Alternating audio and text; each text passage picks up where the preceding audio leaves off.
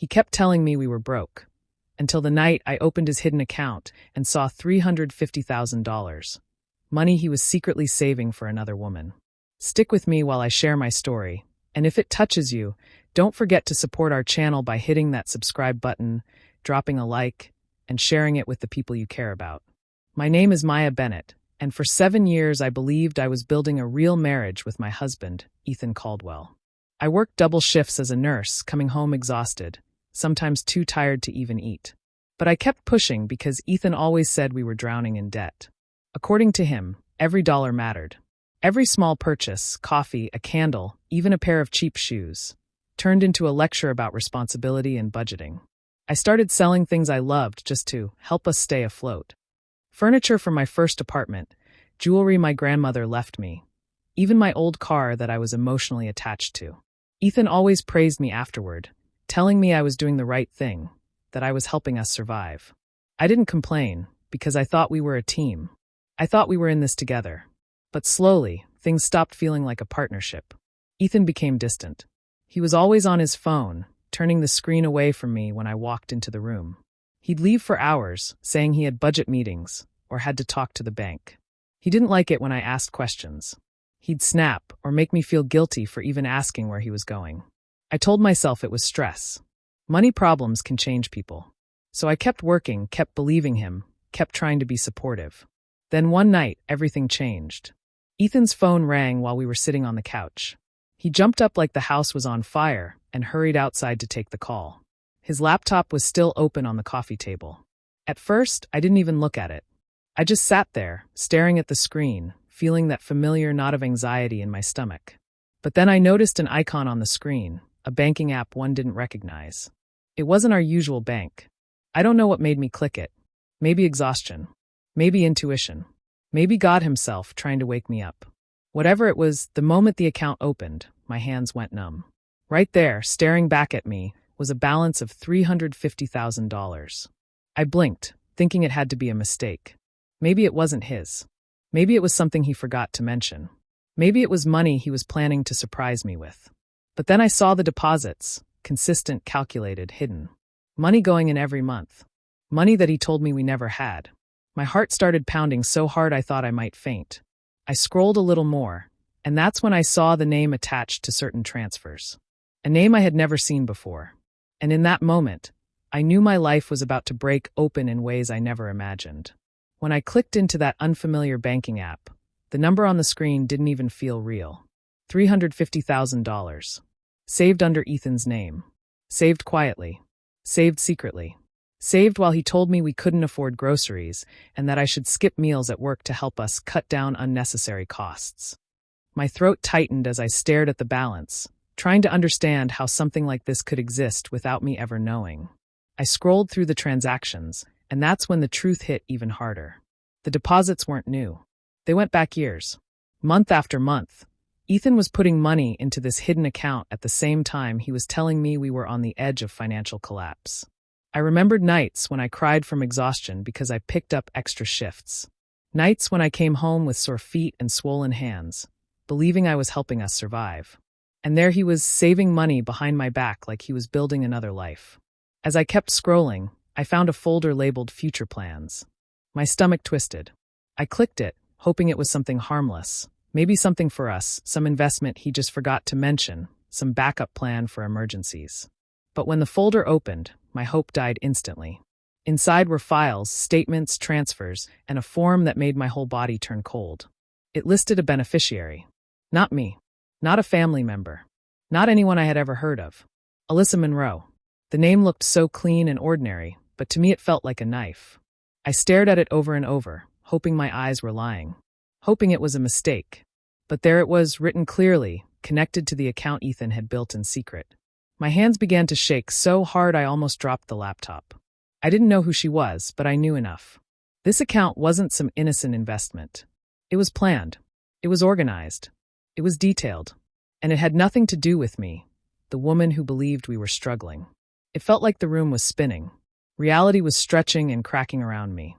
I could hear Ethan's voice in my memory. Every lecture, every guilt trip, every time he told me he was taking care of us, while I sacrificed everything. And then I heard the front door open. Ethan's footsteps were quick, coming straight toward the living room. Panic shot through me, and I slammed the laptop shut like it burned me. I pushed it away and pretended to adjust the blanket on my legs. My heart was racing so fast I could barely breathe. He walked in almost casually, acting like he just stepped out for a harmless call. But I could barely look at him without feeling sick. I forced myself to smile, nodding when he asked if I was okay. Inside, I felt like I was holding shattered glass. The betrayal sat heavy in my chest. I didn't know what Alyssa meant to him. Not yet, but I knew this. Ethan had a whole financial life I wasn't supposed to see. A future I wasn't part of. And I had just opened the door to all of it. After seeing that account, everything about Ethan started to look different. I didn't confront him right away. Instead, I watched him. I paid attention in a way I never had before, and the cracks in our marriage became impossible to ignore. Ethan suddenly started buying things he claimed we could never afford. New clothes, expensive cologne, a gym membership he never mentioned to me. I'd find shopping bags stuffed under the bed or receipts in his jacket pockets. All while he kept telling me we couldn't afford a decent dinner, and that I needed to stop spending on unnecessary things. Whenever I asked about money, even simple questions like whether a bill was paid, he shut me down. He'd roll his eyes and say the same thing every time. You wouldn't understand. Finances stress you out. It was his way of ending the conversation before it even started. I realized he wasn't protecting me from stress. He was protecting himself from being exposed. I felt like I was living with a stranger, a man who smiled at me like he had nothing to hide, even though I knew he was living a double life. But I didn't let on. I acted normal. I pretended everything was fine because I needed more information, more answers, more proof. I reached out to my best friend, Lauren Mitchell. Lauren had known Ethan almost as long as I had, and she had seen how hard I worked to support our marriage. When I told her what I found, the hidden account, the money, the name she'd never heard, she didn't try to calm me down or say it was probably nothing. She looked me in the eyes and told me to keep digging. Lauren reminded me of something important. People who hide money usually hide other things too. From that day, I started documenting everything. I kept a folder on my phone and another one hidden in my closet. Every receipt Ethan left lying around, I photographed. Every excuse he gave, I wrote down. Every sudden expense, every unexplained withdrawal, every moment he came home smelling like cologne he never wore for me. I kept track of it all. And the more I observed, the clearer things became. He was buying nicer clothes, but never wore them around me. He went to the gym, but never invited me along. He stayed out late, working on budgets, but his stories never matched the timing of his calls or the mileage on his car. The pieces were fitting together in a way that made my stomach twist. I started noticing smaller details too, little signs that made everything feel even more wrong. He'd shower immediately when he came home. He kept his phone turned face down. He changed his passcode twice in 1 week. And he was always a little too protective of his backpack, like something important was inside it. By the end of the week, I didn't need anyone to tell me I wasn't imagining things. I already knew. There was someone else in his life. Someone he was planning a future with. Someone he was saving that money for. And now that I had seen the truth, there was no going back. After weeks of watching Ethan and gathering proof, I couldn't shake the name I had seen in that account, Alyssa Monroe. It showed up too many times to be a mistake. Transfers, notes, attachments. She was connected to money Ethan had been hiding for years. I needed to know who she was, and I needed the truth without risking Ethan catching on. So I hired a private investigator, a discreet one recommended by a coworker who went through something similar. I didn't tell anyone else, not even Lauren at first. I felt ashamed, scared, and angry all at once, and I needed answers before I made any move. The PI worked fast. Within days, he had information that made my whole body go cold. Alyssa Monroe wasn't some random name. She was Ethan's former coworker, the one he always insisted he never got along with. The one he claimed quit without saying goodbye. The one he never mentioned again after changing jobs.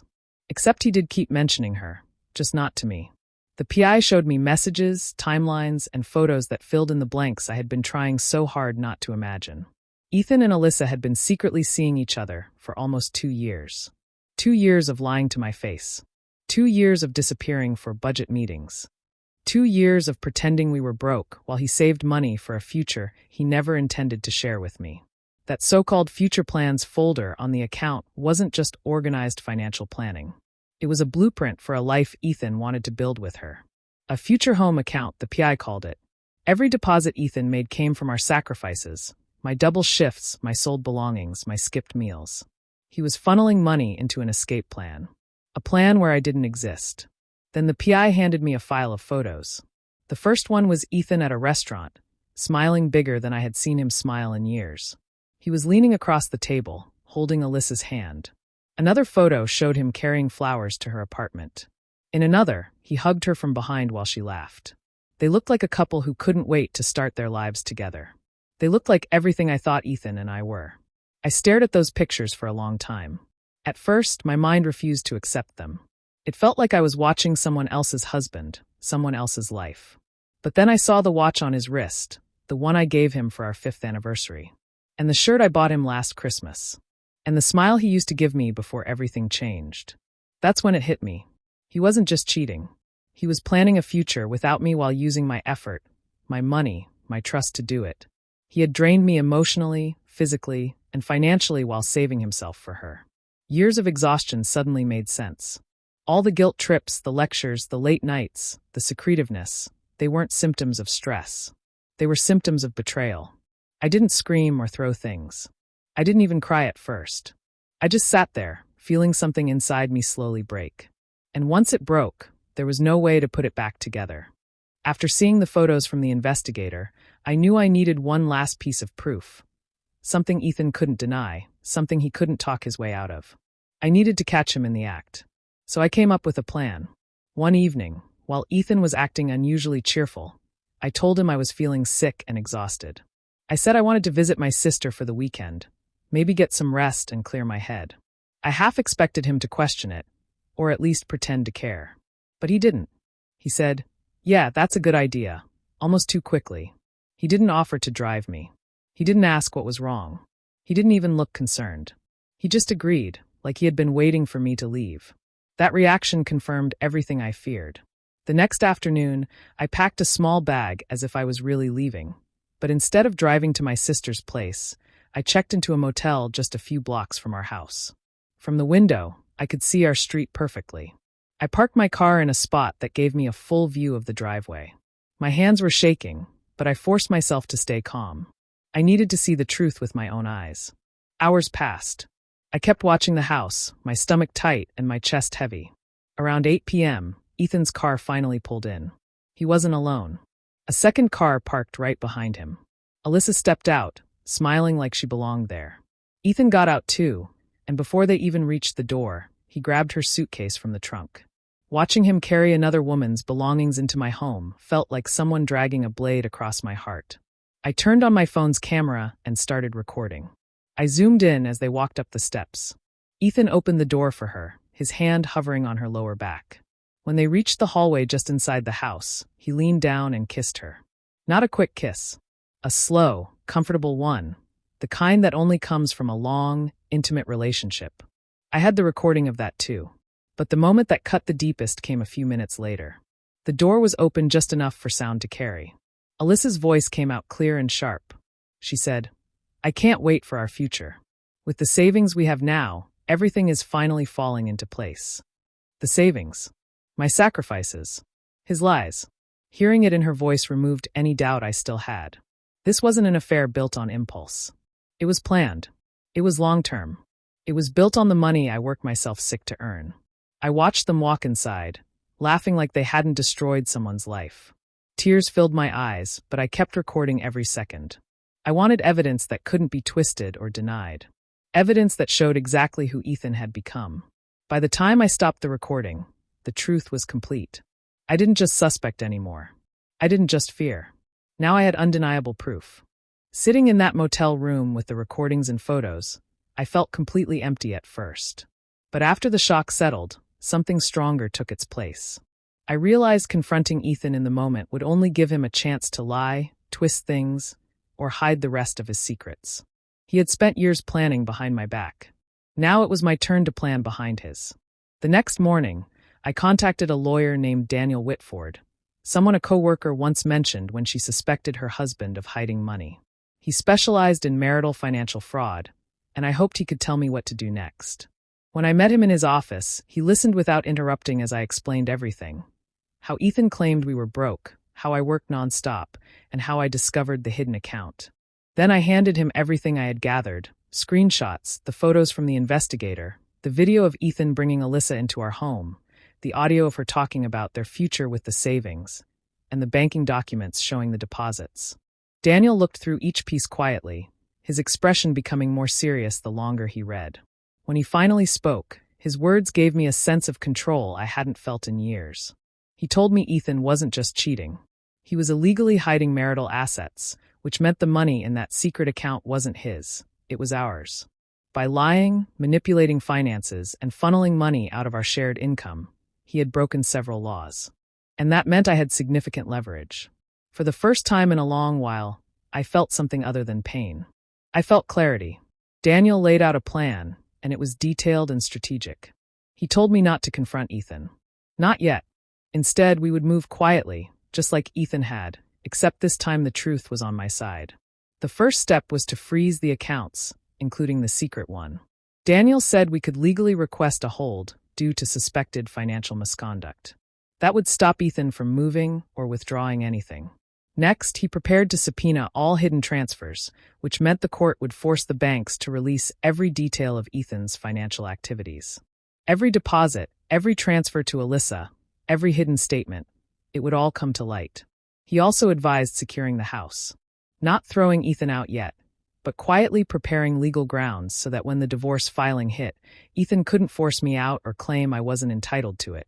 And finally, we prepared the divorce filing itself, built entirely around financial fraud, infidelity, and intentional deception. Daniel explained that with the evidence I had, Ethan wouldn't just lose the money he tried to hide. He could lose far more. As we went through each step, something inside me slowly shifted. I wasn't the tired, worn-down woman Ethan had manipulated for years. I wasn't the one selling my things while he built a future with someone else. I wasn't the one begging for honesty or waiting for him to love me again. I was someone with a plan. Someone with proof. Someone finally taking her power back. When I left Daniel's office, I walked out lighter than I had in a long time. Not because the pain was gone, but because I finally knew what to do with it. Maya waited for the right moment. She didn't shout or cry. She didn't warn him. She simply sat in the living room, calm and steady, while Ethan walked through the door like it was any other evening. He tossed his keys on the table and started talking about his day, but Maya didn't respond. She just looked at him with a quiet certainty he had never seen on her face before. When she finally spoke, her voice was firm. She told him she knew everything. Not part of it, everything. The transfers. The lies. Alyssa. Ethan froze. For a split second, he looked confused, as if he could still talk his way out of anything. Then he switched to denial, insisting Maya was imagining things. He called her emotional. He said she was overthinking. He tried every trick he always used when he wanted to make her doubt herself. But Maya didn't move. She didn't even blink. When he started sweating and speaking faster, she reached into her drawer and pressed play on her phone. The recording of Ethan and Alyssa filled the room. Ethan's voice. Alyssa's voice. Their plans. Their jokes. Everything they thought Maya would never find out. His face drained of color. His mouth opened, but for once he had no words. Then he tried to twist the story. He said it wasn't serious. He said it was a mistake. He said he still loved Maya. He even tried to grab her hand, hoping she would break the way she used to. But she pulled her hand back, so gently it hurt him more than if she had slapped him. Without raising her voice, she stood up and handed him a folder. Inside were the divorce papers. Ethan stared at them like they were written in a language he didn't understand. He kept shaking his head, whispering her name, but Maya didn't waver. Then the reality hit him harder. His phone buzzed nonstop. His banking app wouldn't open. His cards got declined. His accounts, every one of them, were frozen. The transfers he thought were invisible were no longer hidden. Everything he had kept from Maya was now in her hands. He looked at her, stunned, slowly realizing his future with Alyssa wasn't happening. His money wasn't safe. His plans were collapsing. Everything he built behind her back, everything he thought he controlled, was slipping away right in front of him. Maya didn't scream. She didn't insult him. She didn't explain a single detail of how she did it. She simply said she was done. For years, Ethan had made choices without thinking about how they affected her. Now she was the one making decisions, and he was the one dealing with the consequences. Ethan stood in the middle of the room, trying to understand how quickly everything had changed. But Maya had already walked past him, calm and steady, leaving him to face the damage he created with his own hands. After the confrontation, Ethan didn't give up easily. He begged, pleaded, and even tried to threaten me, saying things he thought would scare me into changing my mind. He promised he would fix everything, that it wasn't what it seemed, that he loved me. But none of it worked. I had spent years living in his lies and manipulation. Now, for the first time, I could see him clearly, and I wasn't afraid anymore. I felt nothing but resolve. Almost immediately, Alyssa disappeared.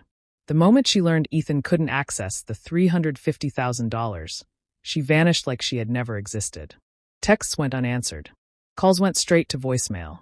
She left Ethan to deal with the consequences he had created on his own. It was almost poetic in its finality.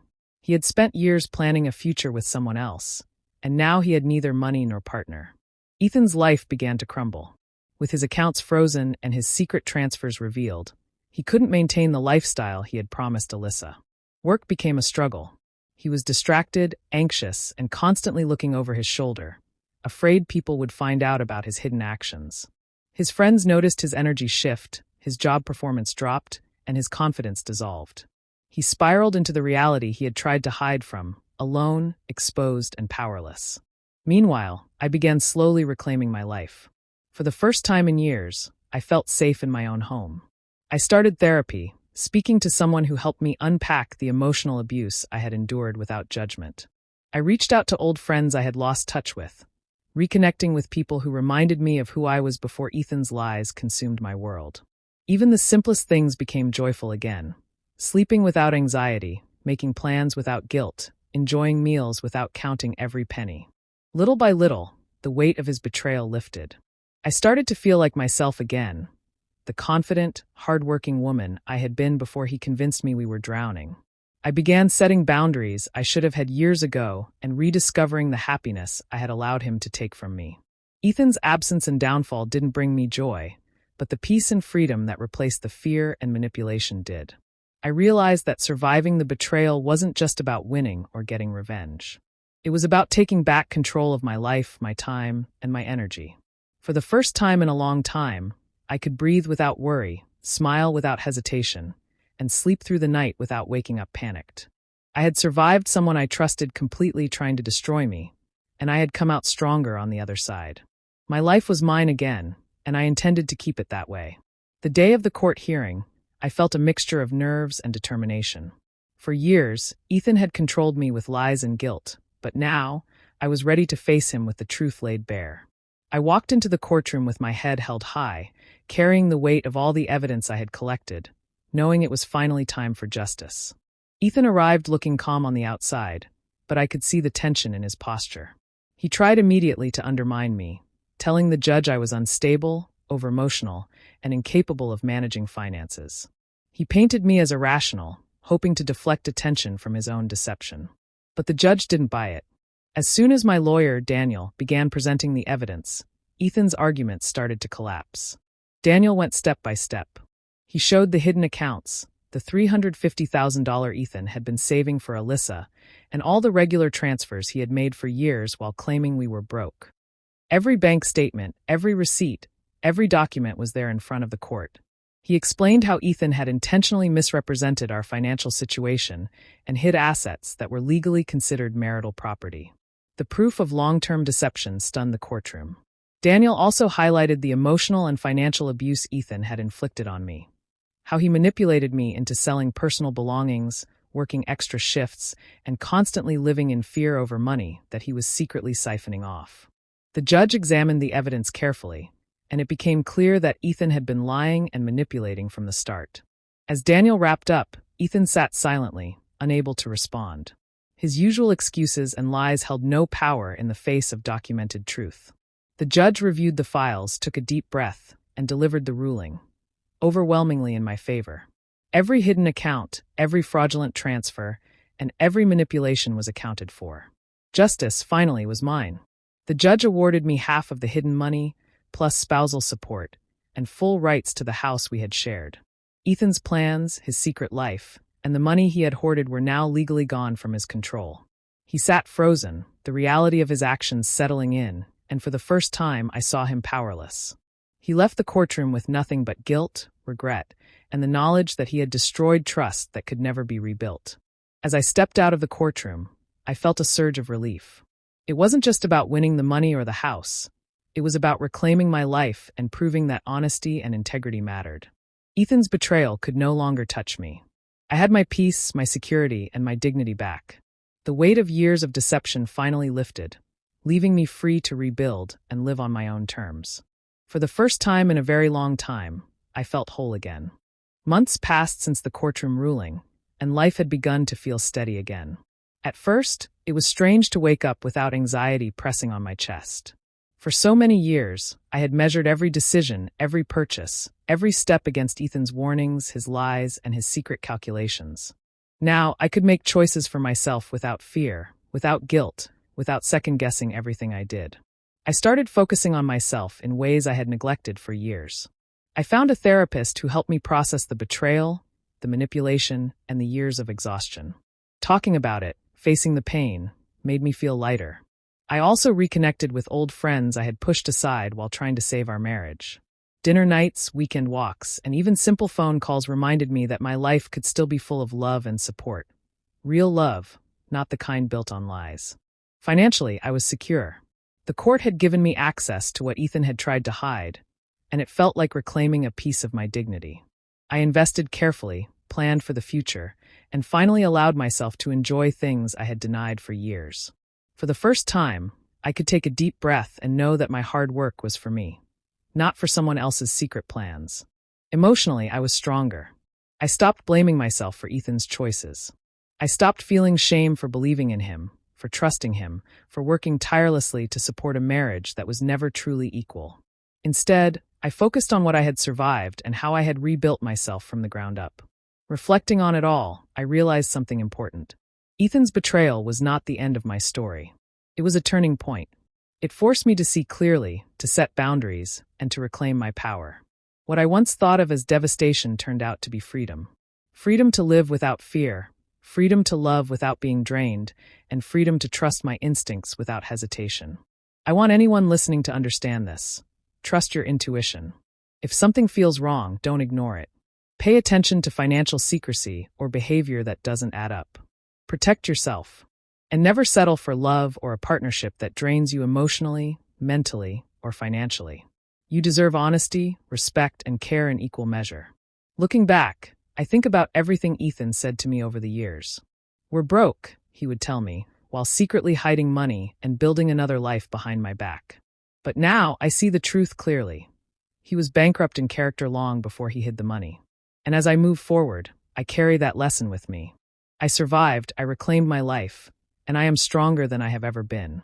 My story isn't about betrayal alone. It's about finding strength, taking back control, and realizing that sometimes what feels like an ending is really the beginning of something better.